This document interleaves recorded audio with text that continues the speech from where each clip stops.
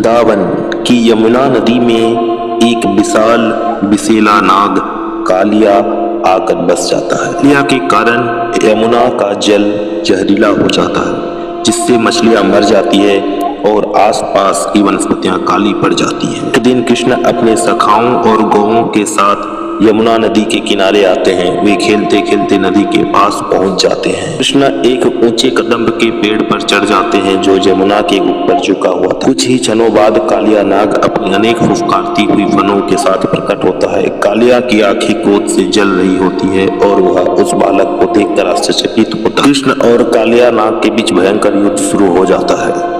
कृष्ण का नृत्य एक दिव्य और शक्तिशाली प्रदर्शन होता है। जैसे जैसे वह कालिया की फनों पर कूदते हैं, उनके पैरों के कोमल और शक्तिशाली स्पर्श से कालिया की फनें दबने लगती है। कालिया के मस्तक पर जड़े रत्न चमकने लगते हैं और उनकी रोशनी चारों ओर फैल जाती है। कालिया पराजित और थका हुआ अंततः आत्मसमर्पण कर देता है। वह कृष्ण की दिव्यता को पहचानता है और उनसे दया की भीख मांगता है। कालिया की पत्नियां नागपत्नियां भी यमुना से निकल कर आती है और कृष्ण से पति को छोड़ने की विनती करती है।